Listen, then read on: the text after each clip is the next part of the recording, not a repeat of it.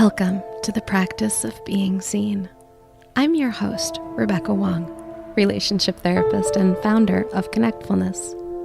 I believe that when you truly see yourself, you create a ripple effect that allows you to be the change you wish to see in the world. And that invites everyone around you to do the same.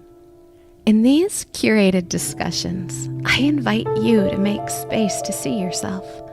But here's a little warning. The practice of being seen might lead to deeper intimacy, less fear, and more creative, bold action. Are you ready to deepen your practice and be seen?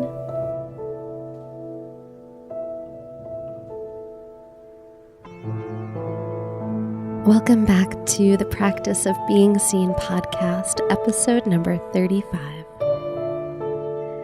Today, I'm going to talk to a friend and colleague, Jeffrey Davis. We're going to talk a lot about this idea of how we often defer wonder to our children and we give ourselves other tasks. What if wonder is grown-up work? So, without further ado, I'd like you to meet Jeffrey Davis. Jeffrey is a writer, speaker, consultant, and the author of 4 books. Through his venture in consultancy, Tracking Wonder, he and his team work with creative innovators, entrepreneurs, and social psychologists to help people flourish in times of challenge and change. He lives with his wife and their 2 little girls in a farmhouse in the Hudson Valley of New York. Welcome, Jeffrey. Thank you so much, Rebecca. Oh, I'm so excited to have you here. You know, we have met a few times here in the Hudson Valley in different ways. I know I've met with your wife for acupuncture. I've met you at Camp GLP. There's little ways that we've gotten to know each other, but I'm really excited to get to know you more on today's conversation. Yeah, me too. I'm excited about this venture, the practice of being seen. So I suspect we'll cover lots of rich territory.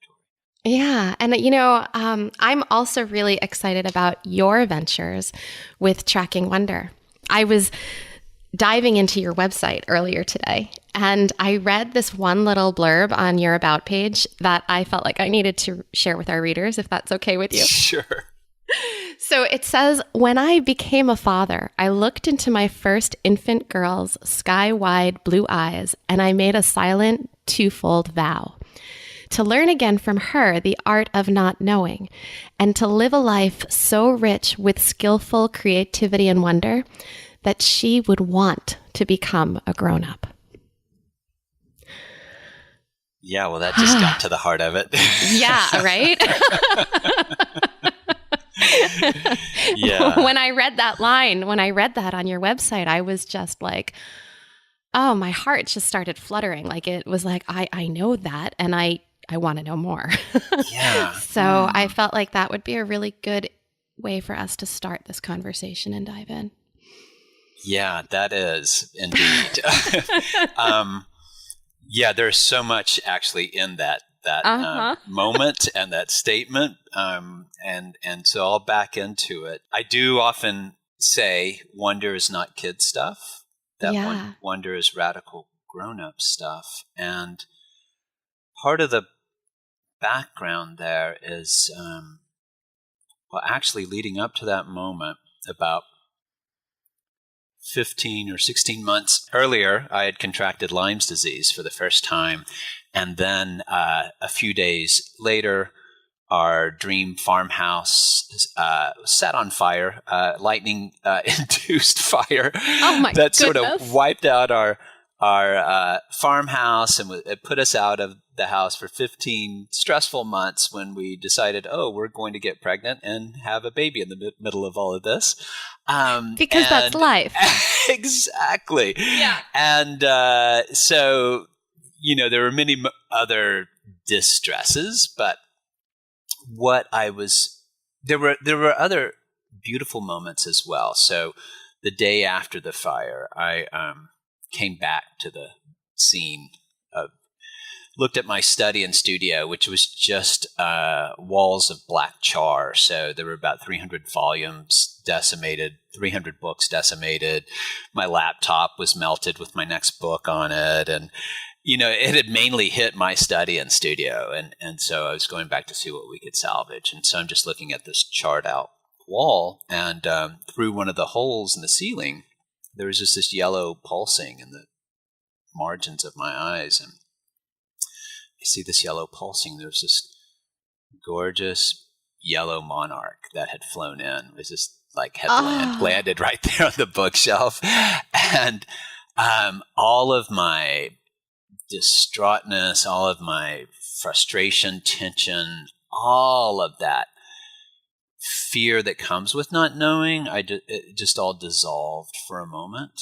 And I just opened for the moment and kind of smirked and knew that it would be okay, whatever happened. And that is such a human experience, and also such a magical one. It's both grounded and ungrounded all at the same time. That's right. It's both grounded and ungrounded all at the same time because it disorients you. You get sort of closed and locked in terms of what you think is real.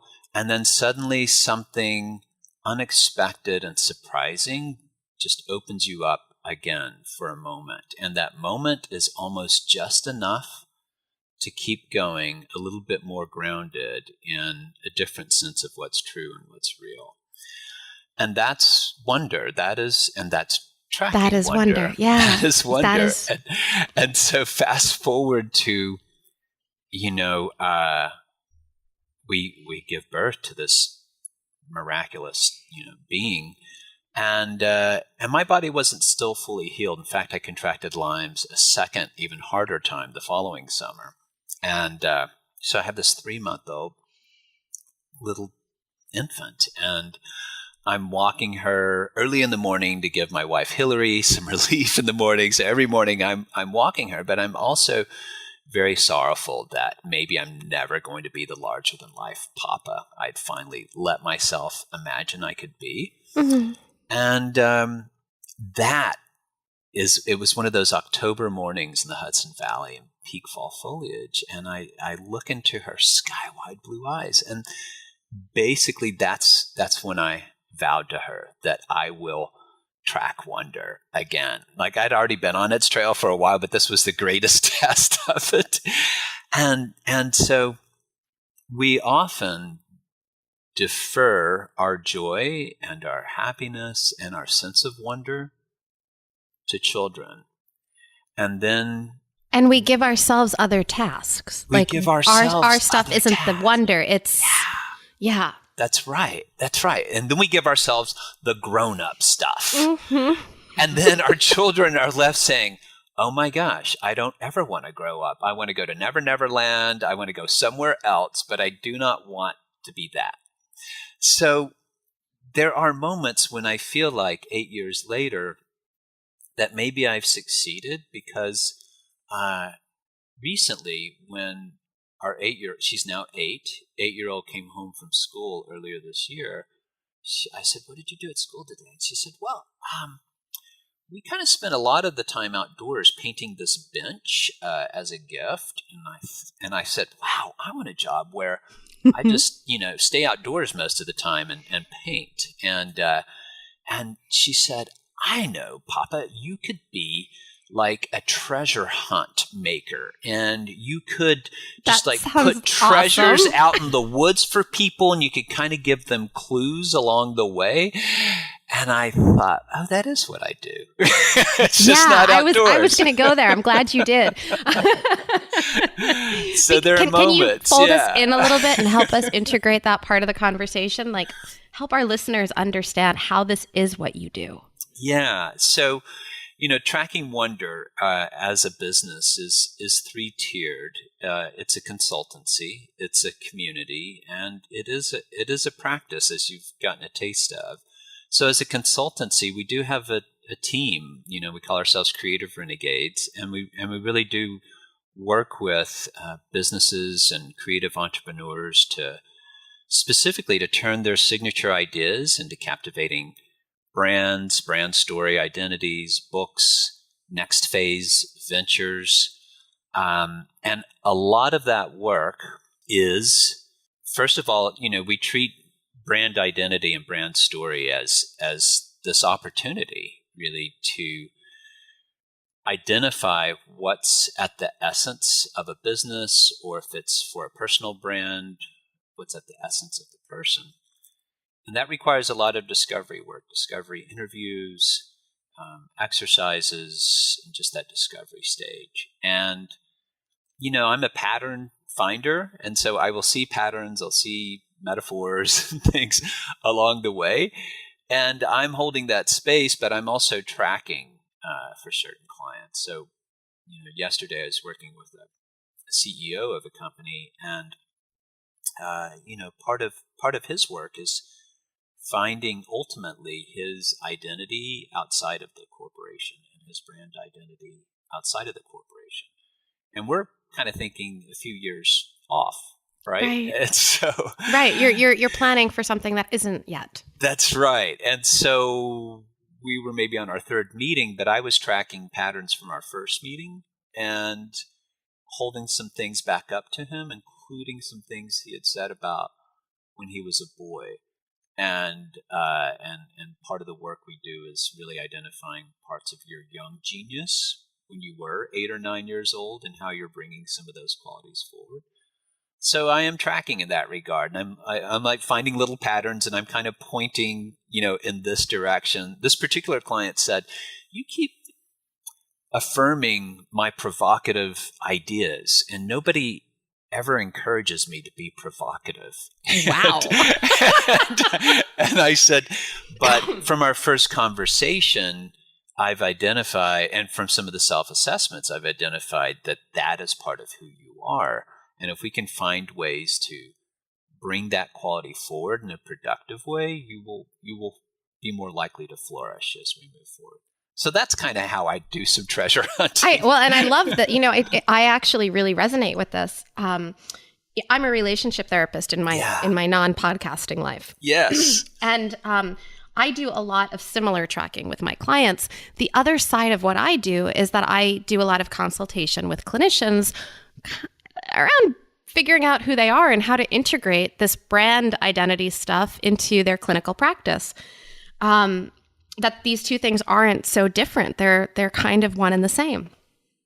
And I'm loving what you're talking about here on so many levels, because one thing that I've been a pattern that I've been tracking, something that I've been noticing, is that in many cases, it's the stuff that we were told we're too much of this, we're not enough of that. All of these parts of ourselves that we hide are the exact places where our brilliance can shine through. Oh, that is so spot on. You and I are have a very similar mindset in different fields, and had those very conversations. It's not gender specific, this phenomenon, and men get it, and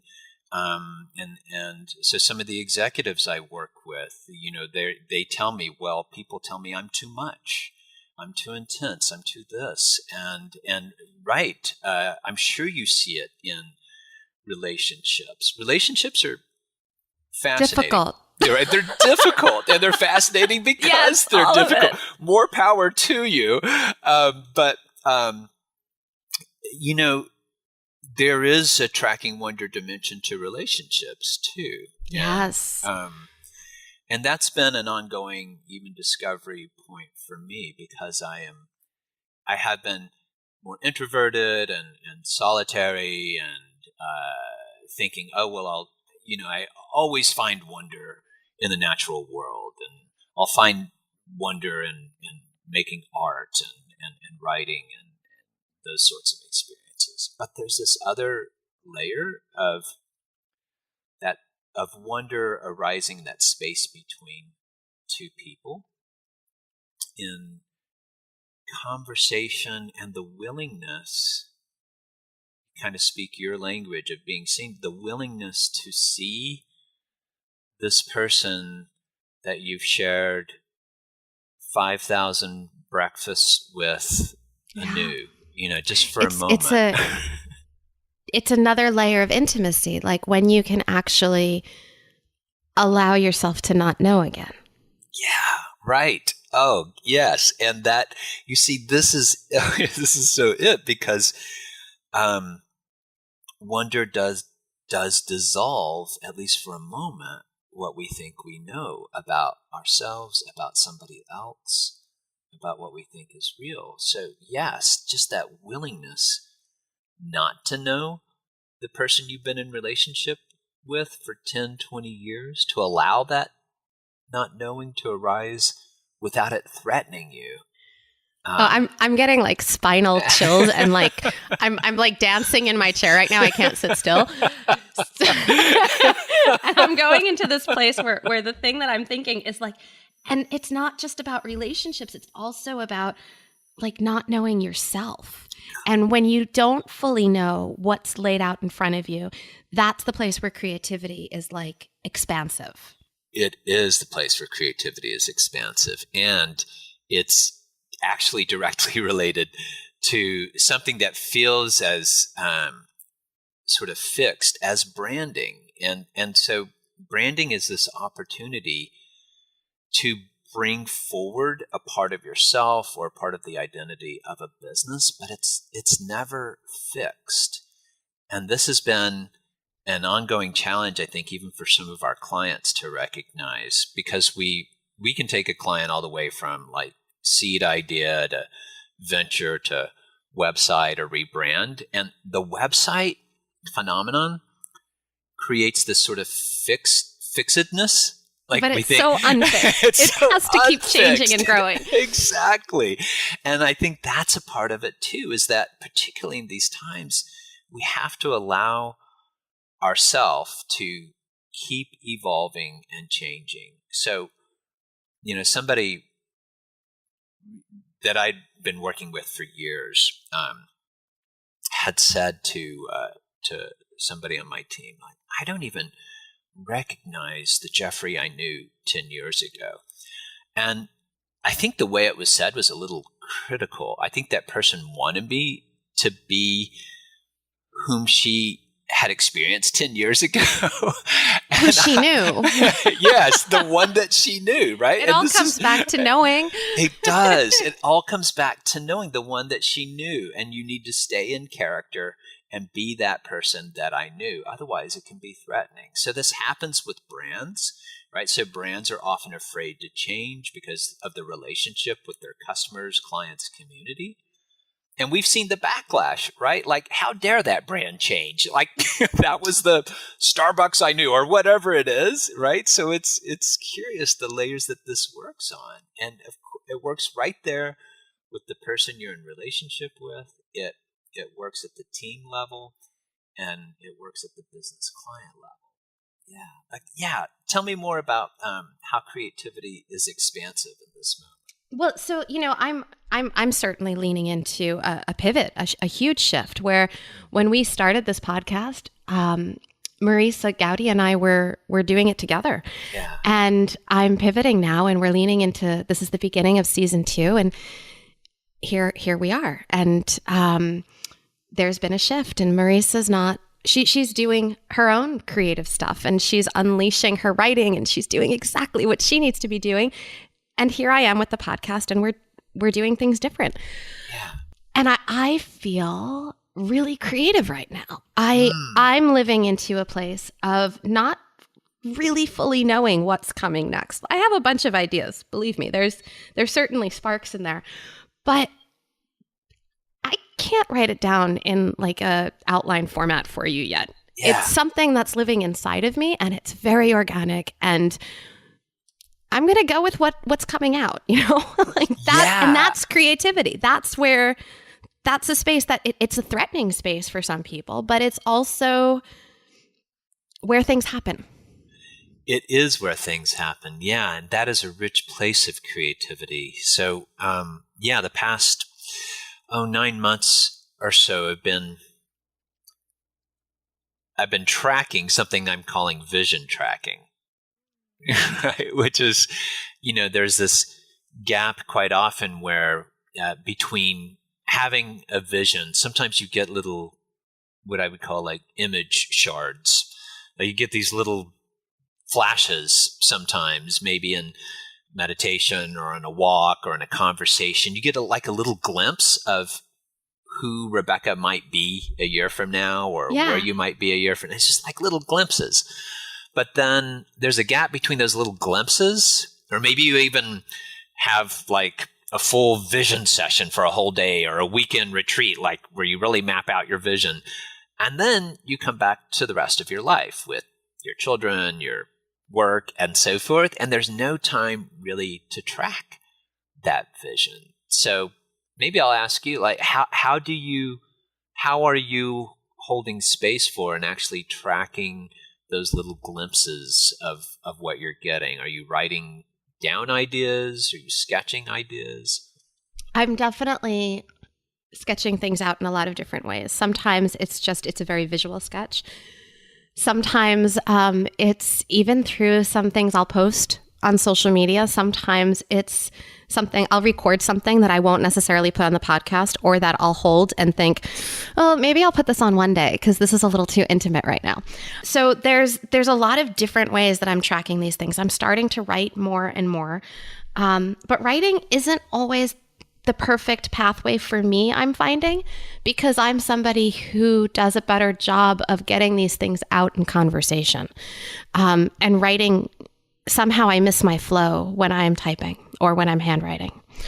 So speaking words is something that works a lot better for me. And so I have a certain team that I'm building around me, people who I can talk to and who can start doing some of the tracking with me. That's super, super important. Yeah, we started calling people on our team vision keepers. And I've started calling them vision keepers too. And I have other colleagues who are vision keepers for me as well. That's really important. And it is. And it's vulnerable though too. It's such vulnerable work. And I have to just back up a minute, because as we're talking about vision tracking and vision keepers, I can't help but think this is also a spiritual experience. Yeah. Tell me, what do you mean? What is this? Well, I mean, the like vision tracking? Yeah, just the words themselves feel, they feel a little otherworldly. And I want to own that. I want to kind of like sit with that for a minute. But then also like this experience of actually sharing these parts of yourself, these really creative, more vulnerable, not fully hatched, not fully baked parts of yourself. The same parts that like I sat down.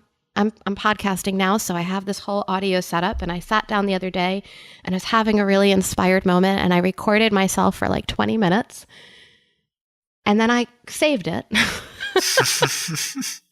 and I hid it away. And then I was talking to an assistant of mine, and I said, you know what, I'm going to share it with you. And so like getting to the point where I could allow myself to share that with her was that's a crack myself open moment.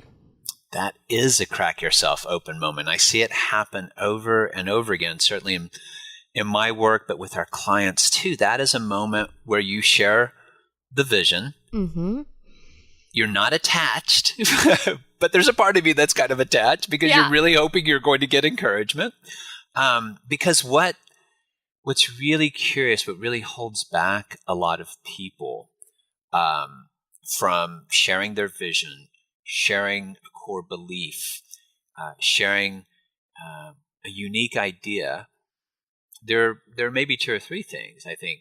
One is, at this stage, there's the fear of the jeer, the fear that either their friends or their peers are going to laugh at them. So somebody in our community recently even said that it's his friends that he is most afraid who will kind of roll their eyes at him and sort of say that's a ridiculous idea.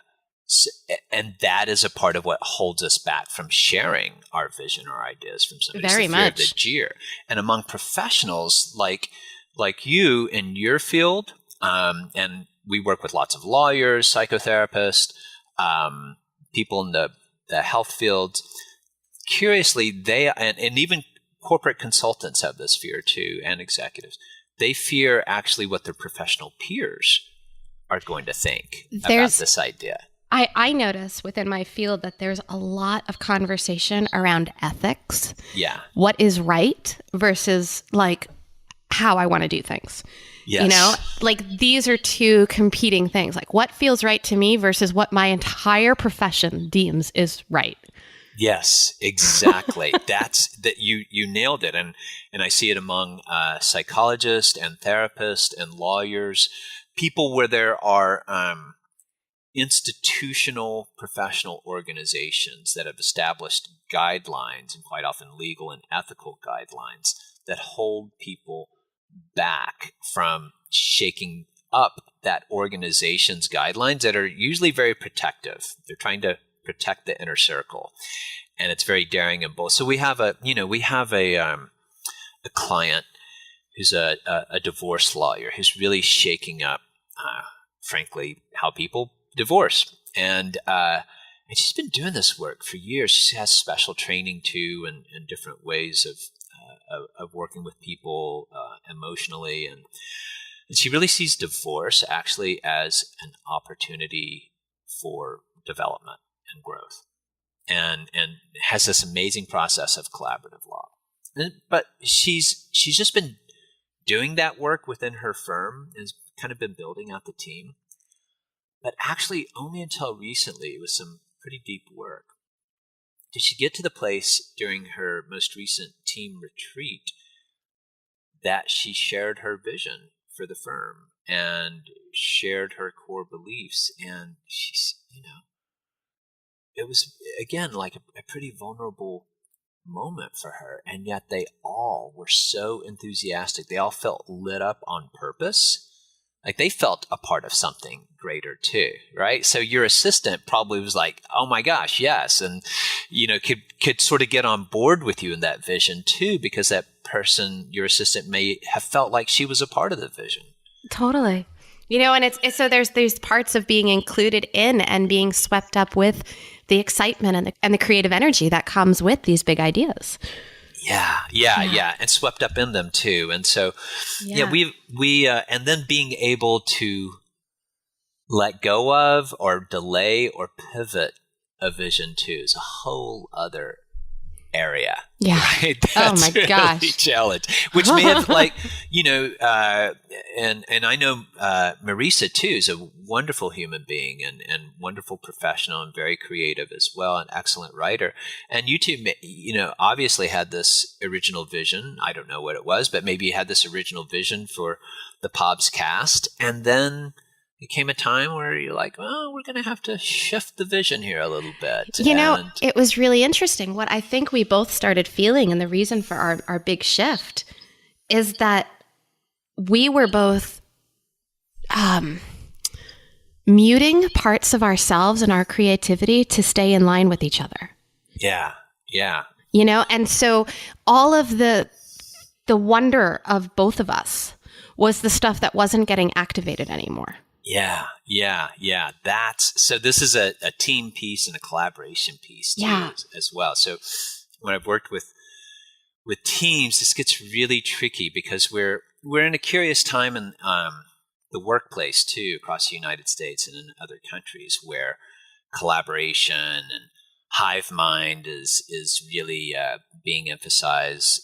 People in the Silicon Valley are just like the hive mind, and let's all collaborate. And attracting wonder, we also have as one of our 12 principles of business is unusual, a saying, our principle, which is, we know that do it together beats do it yourself.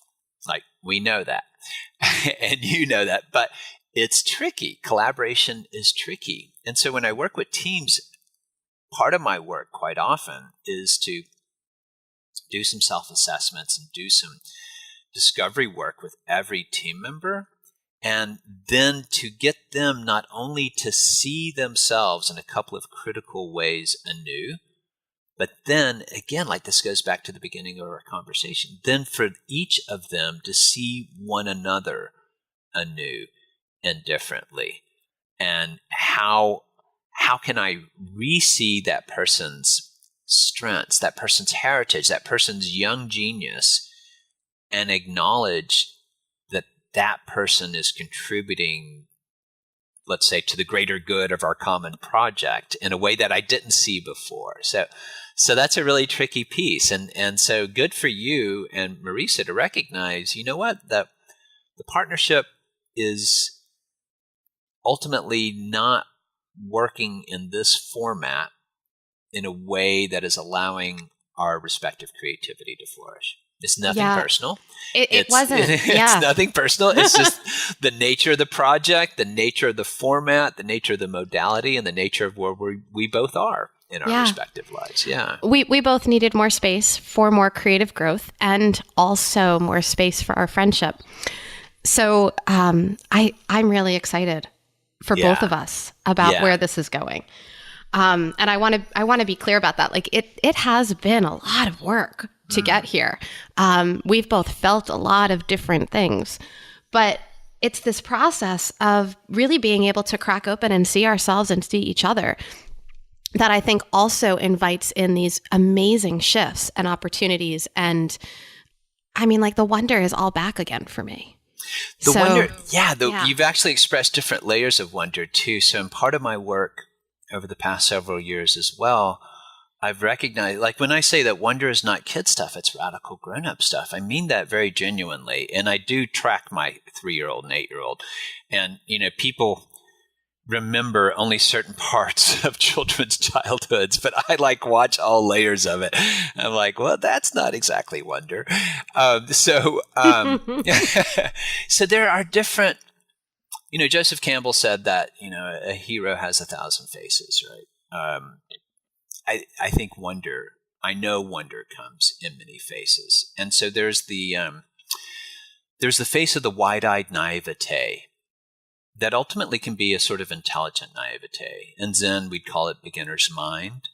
But that wide-eyed naivete is what really cracks us open to possibility again, which is probably where you're feeling that openness yet again to possibility.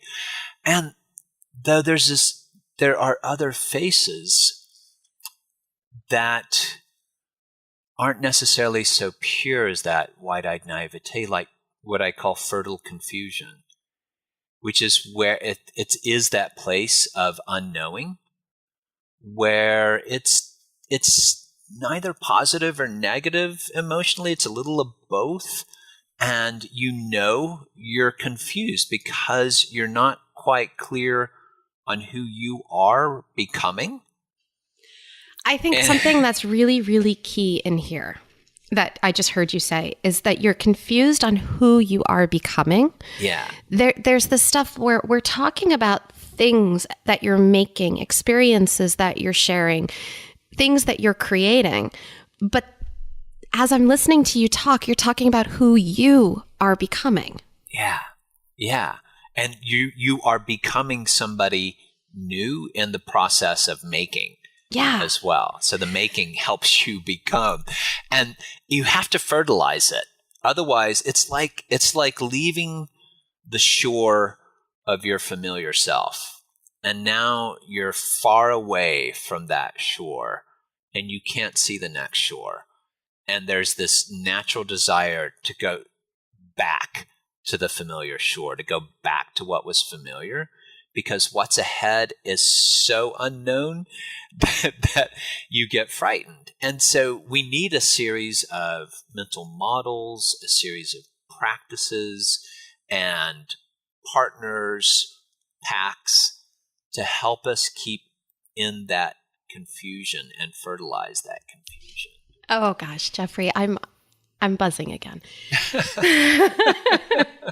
So for me, so much of the practice of being seen, it's this idea, it's a practice, and it's a practice of being able to notice and in many ways track yourself, know where you are and what are you feeling and what are you needing and how do you achieve these things and stay in your flow. Yeah. How do you discover your flow? How do you get there? And how do you integrate all of these different pieces of your life, the relationships that are important to you, that hold you, the practical things that you have to do, like making a living, and the creativity and all of these other aspects of you? How do you integrate it all into one life? That's the third part too of tracking wonder. So, I mentioned I mentioned at the beginning that tracking wonder, capital T, capital W, is a consultancy. We're also a community. So our Tracking Wonder Quest community, which is mostly lives on Facebook, the Tracking Wonder Quest community that your listeners are free to find. We'll include a link in our show notes. Great. It's an international community. So we're 16 countries strong. We have quest maps that show where our questers live in the United States and North America and really across the globe. And they're all dedicated to bringing their best selves forward to their best work to help create a better world in some little small or big way. But the third part is the practice, the mental models, and even what we're developing and testing out in a more codified way as what I'm calling wonder interventions. So wonder intervention. So this just gets right to the heart of your question. How do you keep integrating this into your daily life? And there's nothing perfect to any of this. So it's all going to be messy in some ways, and it's all going to be experimental. So I'll be more specific in a moment, but we call a lot of people in our community business artists, which means they do basically three things. They create like an artist, they experiment like a scientist, and they earn like an entrepreneur. And that middle part's really important. They experiment like a scientist. So they're always testing things out. And they treat even this process of fertile confusion as a series of experiments. So they get really curious, and they're going to follow certain key burning questions. And then they're going to put into place some daily and weekly and even monthly practices to keep tracking their experiments and tracking their vision. So because the tracking here, that's one of the integral parts of your practice. That's what you're talking about. Exactly. That's the really important piece, because an important part of a meaningful life and a meaningful work life, I've realized in my own experimentations in culling research, is reflection. We often focus on presence, which is really important to be here. But it's really different than reflection. But it's really different than reflection. And if you think of our experience with art, we're really present when we're engaged in a film or some piece of art or reading a novel that really moves us. That was created right from somebody who had to do a lot of reflection and work and so forth. So I guess what I'm saying is that quite often our greatest meaning making happens through reflection and finding patterns. So we want to be really present to the moment. But what I think is what we're really after in our work life is not just more productive days, but more meaningful and memorable days. Can we talk a little bit about what brings meaning? I mean, as we're talking about this, I'm reflecting on reading Viktor Frankl's Man's Search for Meaning, right? And as I think about that, one of the most poignant parts of reading that story for me was as he's talking about his experience of receiving some of the worst treatment that a human could receive. And at the same time, in his mind, he's going to a place in the future where he's created meaning by becoming a professor and lecturing. And, that there's this interplay that it's not always about being fully present. That's right. Yeah. The present, I haven't found the right metaphor. I used to call it the pregnant present, but it's like this image. That's not quite the right metaphor, so I haven't found it. Maybe you can help me. But let's try. It's this image of like an oval. Like the present is an oval that includes your anticipation of a better future, your anticipation of a better vision of what you are becoming or what we are becoming, what the world could become, as well as a reflection. So that's the other part of the oval, a reflection of who you've been and not cutting that off. And so the reflection, though, can become a practice, a daily practice and habit. and just to sort of frame anticipation and reflection on a day. I've been pretty obsessed probably since I was 20 and devoured Walden with the ability to try to shape a day artfully. And so I've been pretty obsessive too in the past 9 months or so in refining like a day book process. And so maybe it would be useful for your listeners to talk about two practices, one at the beginning of the day and one at the end of the day. One at the beginning of the day may be, you keep a day book, which is the origin of the word journal. But I like day book because it's like I'm going to honor the day in part by keeping this day book. So in the morning, you find some time to center yourself, whatever your centering practice, quiet time, just for a few minutes. And you write down your completion of this sentence. I am devoted today to blank. I'm devoted today to blank. Sometimes that's related to your business. So for instance, I had a team member do a practice for 15 days that included actually yoga and meditation every morning. And I said, what was the most valuable part of that practice for you? She said, it was actually setting the intention, because I would have her ask, what am I working today for? and then answer that question with, I am devoted to blank, right? So what am I doing this work today for? What am I exploring, right? For you, it'd be like, what am I exploring the next horizon for? Right? Or what am I doing the podcast for? And this puts you in this open space. It's not defensive of why am I doing it, but it's like, what's this for, really? And so that puts you in this open space in the morning. And then you follow that up with that intention, right, of then you're anticipating that what you're doing during the day will be part of that intention. It helps you hold it differently. It helps you completely hold it differently. Now, there are other interventions that I encourage people now to do during the day. And I realize what these wonder interventions are ways to remind us how to break well. Right? How to take breaks there. well. Help with this, because I think this is something that a lot of us, myself, my husband, even my kids included, certainly the majority of my clients, when you're talking about breaking well, I'm codifying this in psychotherapeutic kind of language. We're also talking about self-care.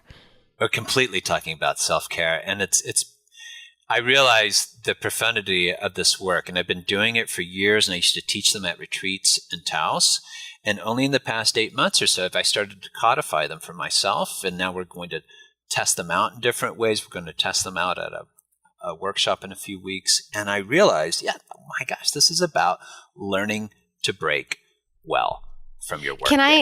Can I slow you down again and ask you another, maybe a little bit more of a personal dive and kind of Absolutely. question? Okay. You're tracking all of this stuff and you're codifying this and you're making it into something that you can really help people build their own practices around. But where's this coming from, Jeffrey? This is a personal. It sounds like it's also a personal story, right? It's all personal. This is what I've said in every iteration of my public grown-up life. At every stage, anything that I'm sharing, anything I'm teaching or facilitating, I said, this comes first out of my own needs and curiosities and experience. I validate it there first. Then I validate it with the people that I work with. And then I validate it through research to see if the research is caught up yet. And it usually almost has. And then it starts to catch up. So, yes. So let me just put it this way. I track wonder in part because I realize worry tracks me. Mm. Yeah, it really does. And I realized that has been a part of my makeup since I was a boy, that there was always this part of this tow-headed boy that was out there tracking wonder and climbing trees and finding that's just always what I've been tracking. I didn't have a word for it until I was in my mid-30s doing some research. I realized, oh my gosh, this is what I'm doing. I'm tracking wonder. For me now, as a grown-up, there are lots of worries. I have lots of worries. I have a three-year-old worry, an 8-year-old worry. I have, business worries. I have people on my team. I worry about our times, our culture. That worry comes from a deep care. And I know that young genius in me has always been deeply caring. And when you're deeply caring, of course, that the other part of that is worrying sometimes. So I know that I developed these practices in part to help mitigate some of that worry and to switch gears. This morning, I thought I got a good night's rest. And I do my morning practice. Like I have a very clear morning set of practices for about 90 minutes, sometimes 2 hours of just like different things that I know to do and what to eat, what to drink, and so forth in order to have my best day. And yet, I was physically off. Like there's something, like I think I've caught, a cold yet again from my 3-year-old. And so there's this kind of viral thing. And what happens in the body is when your body's trying to fight off a virus, you cognitively feel closed. Your head's congested. You feel literally closed. And wonder is an opening. And so if wonder's not going to come to you, you go out and track it. So this morning I was like, I need a wonder intervention. I need to break. I'm going to have this conversation with Rebecca. Like I need to get in a different space. So one of the wonder interventions is called Paws Gaze Praise. Pause, gaze, praise. Yeah. Pause, gaze, praise. Break it down for us. Yeah.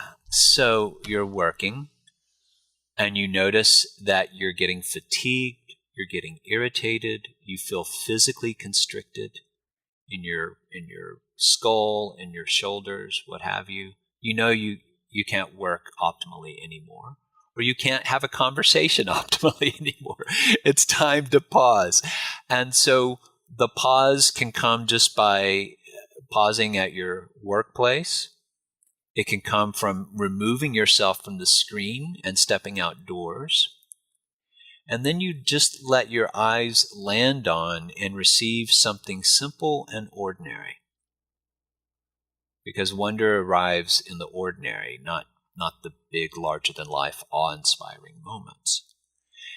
And you let your eyes just absorb and take in and receive the form, the color, the hue, the shape of what's right in front of you, or sometimes maybe even who's in front of you. This is a very sensory experience. It's very sensory, which is really, really important, I've discovered in tracking wonder. It's very here with your senses, with your full body and your environment. And it's not just, it's embodied. It's not just in your head. That's right. It's really embodied. So you're trying to there are certain cues I've given people to feel the rhythm of what you're gazing at. Right. So if we were in a workshop, I'd say, just let your eyes glide over what you're gazing at from left to right and feel the rhythm of that.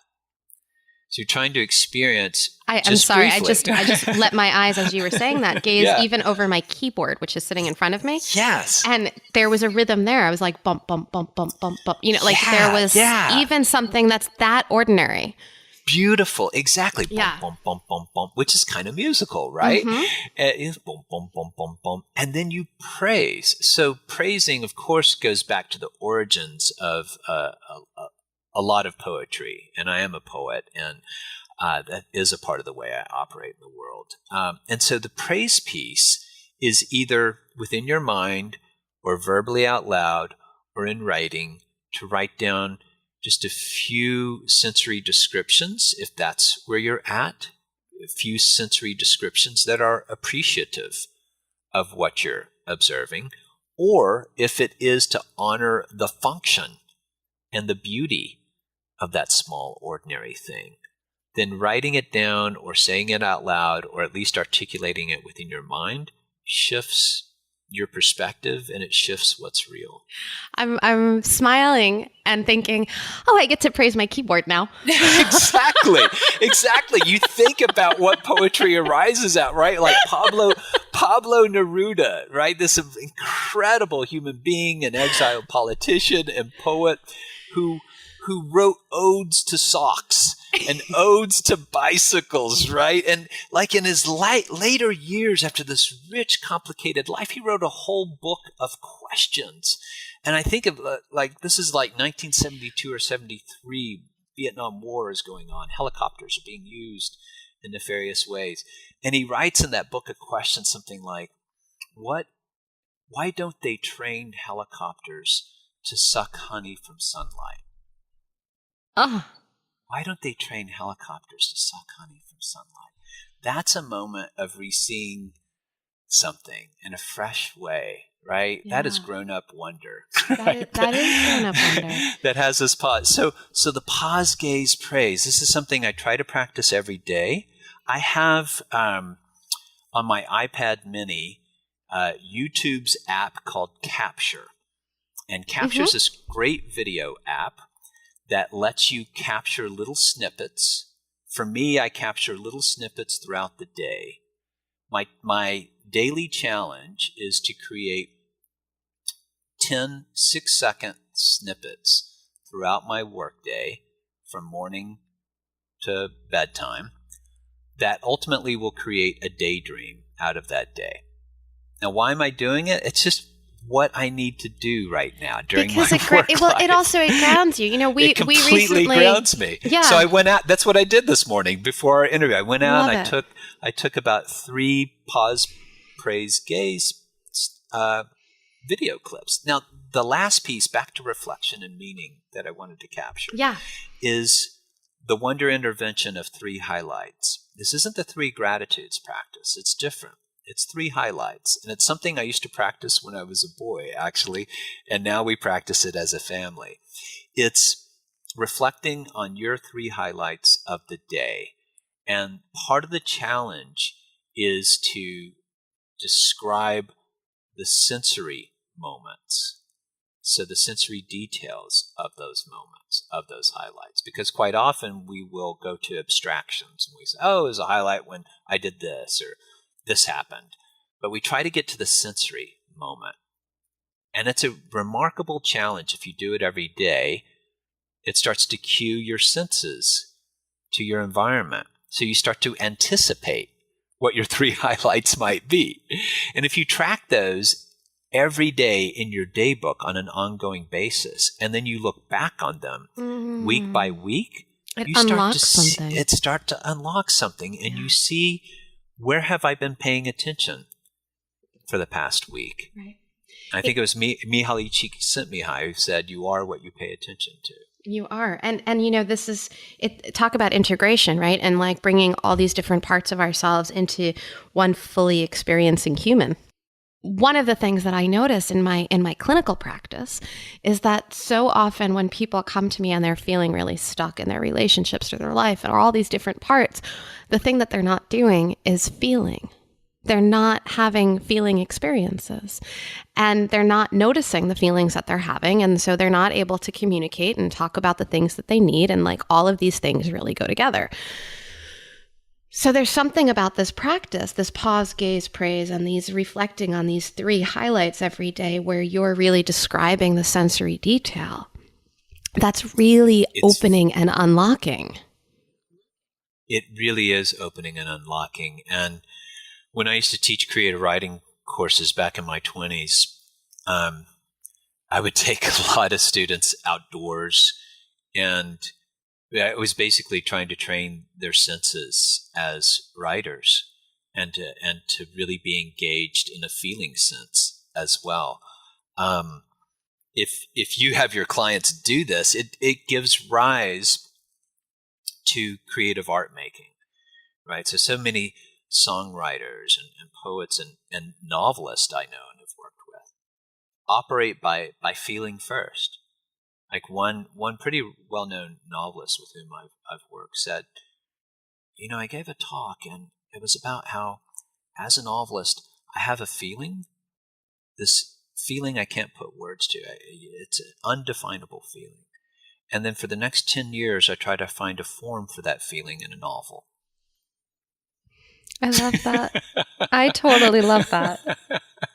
So yes, that's right. We are not often attuned to how we feel in our bodies, right, at a somatic level.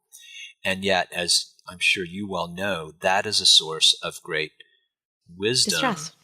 And distress. Yeah. And the converse, when you do have that somatic intelligence, you are able to check into your, quote, gut feeling, into your internal GPS. I'm also thinking that, since I started podcasting, I have been expressing more of what I'm feeling, because as we're having this conversation, you can't necessarily, and our listeners can't see my expressions, right? There's a lot of missed moments. And so when I have these like, yes, yes, yes kind of moments while you're talking, I pop in and say like, what I'm experiencing in my body right now is... And I love that. Yeah. And so it's been a really interesting practice for me to tap into that and to be able to share it.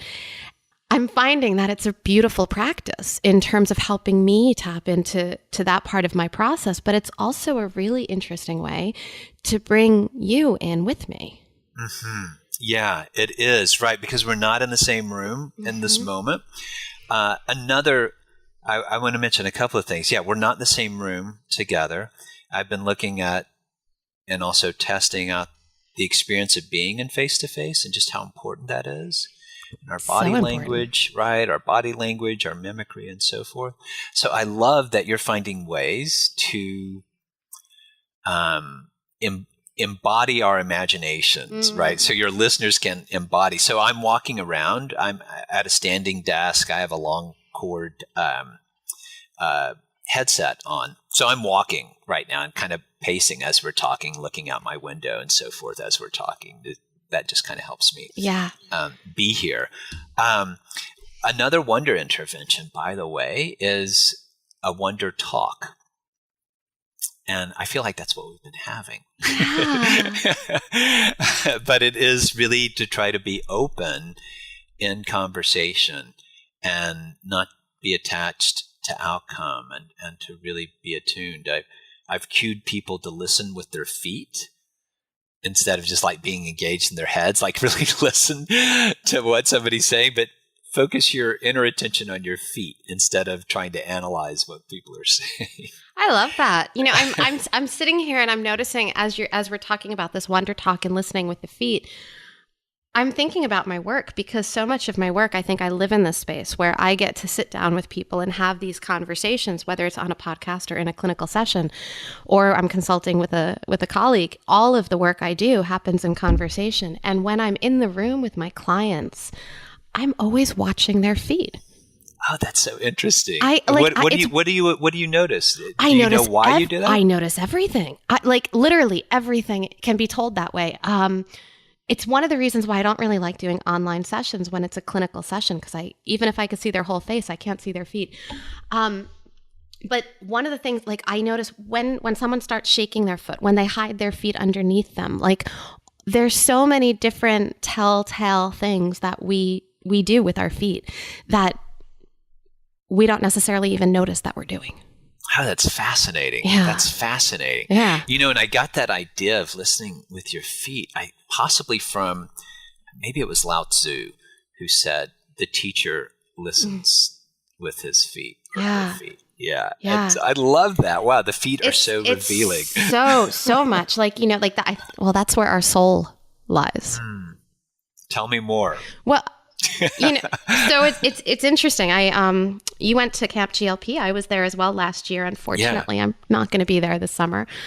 But one of the workshops I was in, I think it was with Siness Stevens. She had everyone grab a Sharpie and take off their shoes and write their soul intention on the sole of their feet. It was beautiful, and you walk and it rubs off that day and all of that type of stuff. But it really made me start thinking about our feet in another way. Like this is where we get our grounding from. Yes. And in ancient wisdom, there's a lot of philosophies where, foot reflexology, like every organ is present right there. Mm-hmm. Mm-hmm. I'm sure your wife could probably tell us more about that. Yes, that's right. That's right. But yeah, there's just so much. So I love that we just went to the feet. Yeah, me too. I'm thinking about a client too who has an alpaca farm, and we're working on her alpaca sock project and feet metaphors. So I'll have to share some of that with her. I love it. Oh, Jeffrey, this has been such a delicious conversation, and I'm really hopeful that this is the first of many. Oh, yeah. Yeah, this has really been fun. This has been a wonder talk. It just had no idea where we might go. I think we went to a lot of really wonderful places. So I'm gonna just let this be really full. How can our listeners get a hold of you? Where do you want them to find you? You can definitely find me at trackingwonder.com. I do engage people at my personal Facebook wall, so you're free to find me there, Jeffrey Davis, or our Tracking Wonder Quest community on Facebook. It's our free community, international.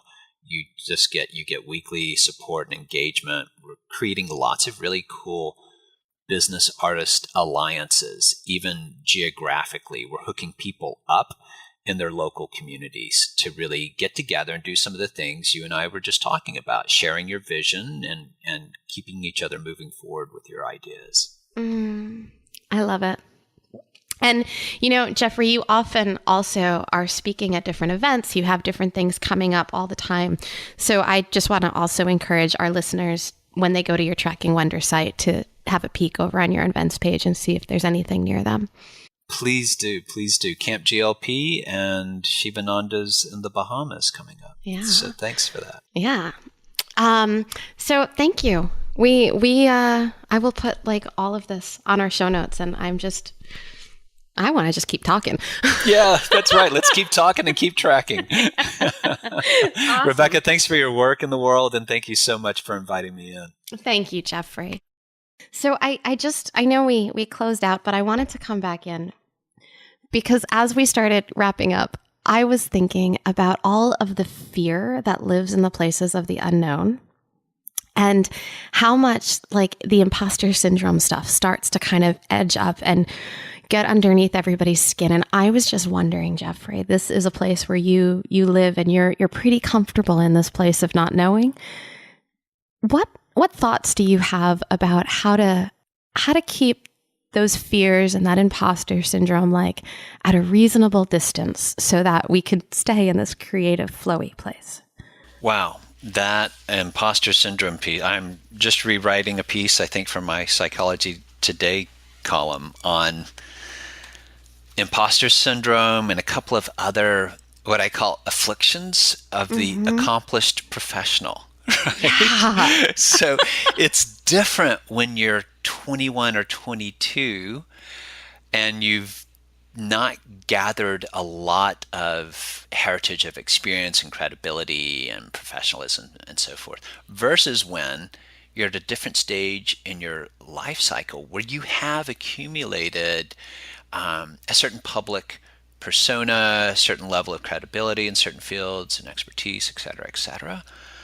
When you're at that stage of being, quote, the accomplished professional, the imposter syndrome comes up expressly when you are breaking brand, so to speak. You're venturing off into something else, and by venturing off into something else, you are becoming somebody else. So, a couple of ways to work with that. When you're in this phase of discovery, new discovery, fertilizing the confusion, it's really important that you have daily practices to mitigate and even talk with those fears. And to hold you, right? Not to ignore the fears, because the fears and the doubts often are useful and tell us certain things. So it's like, oh, okay. So now how can I get curious about that fear? How can I get curious about that doubt? What is there? Is there something real there? Oh, I'm fearing because maybe I don't have enough financial resources to hold the space for this. Is that true? Well, if that's true, then what could I do now to create some revenue to hold the space for this next venture? Oh, I'm doubting my credibility. Well, is that true? Do I have like a set of experiences that show that I can transfer my existing skill set and strengths to this next venture, whatever this next venture is? If so, great. Like, own that and bring that forward to this new venture. If not, I get curious about, well, how could I start testing out the waters, playing this different role or doing this new thing so that I start to feel like I am stepping on a ground of credibility and I'm not just trying to fake it until I make it, sort of thing, right? How could I make it happen through testing the waters? Do you feel that there's also space for the faking it? Like, not fully faking it, but I find that sometimes when we're not fully standing in our own truths, when we're on the edge of some kind of growth and struggling through these fears and these imposter syndrome things, that sometimes there's something to be said for going there, even when you don't feel that you're really ready to. It completely depends. It's very situational. I'm very skeptical and dubious of how I hear the fake it till you make it idea being perpetuated. Mm-hmm. So I err on looking at the situation and saying, okay, well, so part of the research I've even gathered in this area of fake it till you make it shows that, like, when you're in a physical situation, you're speaking and so forth, that it's actually productive, of course, to fake confidence in those speaking situations, perhaps for the first few minutes. But to risk, let's say, a whole business venture on faking it till you make it, I think it's situational. It's very irresponsible advice. Yeah. And so that's why I think what I have found with my clients is there's a discovery phase and then there is a really important testing phase. And this is where you move from what I would say from the wide-eyed amateur who's in love with the idea to the curious apprentice who's in the laboratory conducting experiments, gathering data, testing things out along the way before she fires off the cannon and says, this is what I'm doing. Right. And as I hear you now describe it like that, I'm thinking that this quote unquote faking it till you're making an experience that I'm conceiving in my head happens much more in the testing phase. It does, exactly. It's much more about like stepping onto the stage and giving those first few talks. Exactly. There's something in there happening. Yeah.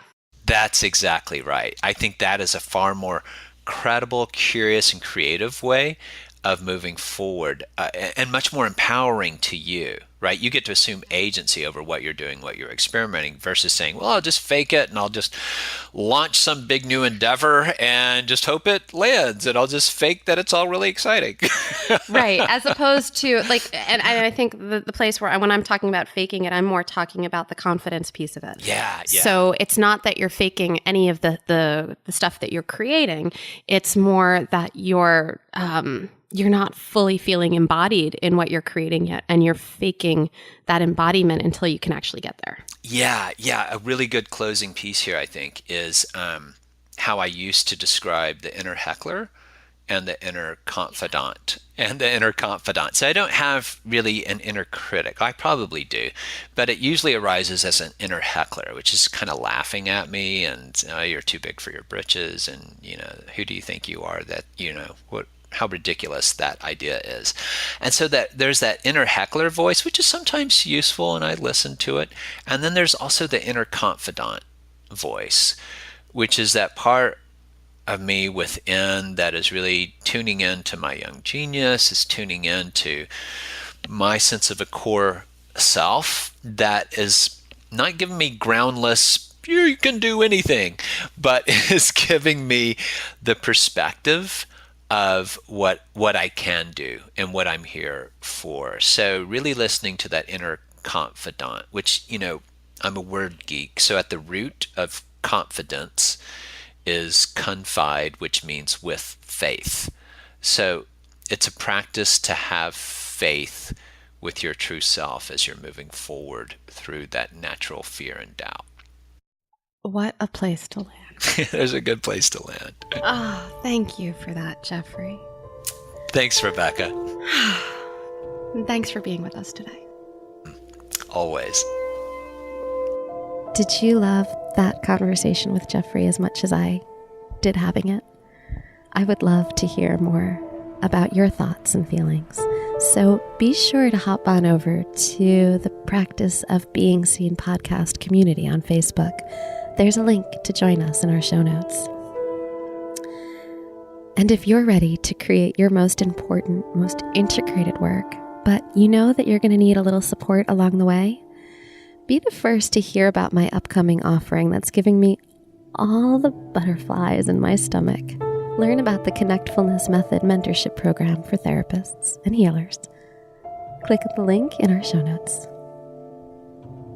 The Practice of Being Seen podcast is produced by me, Rebecca Wong, along with the support of my amazing behind-the-scenes team, Nicole Stevenson and Christy Hausler. Music by Chris Ferris Jr. and Sr. and produced by Kidney Stone Studio. We hope that you enjoyed the show and will join us next week for another episode of the Paws Cast. Brought to you by Connectfulness.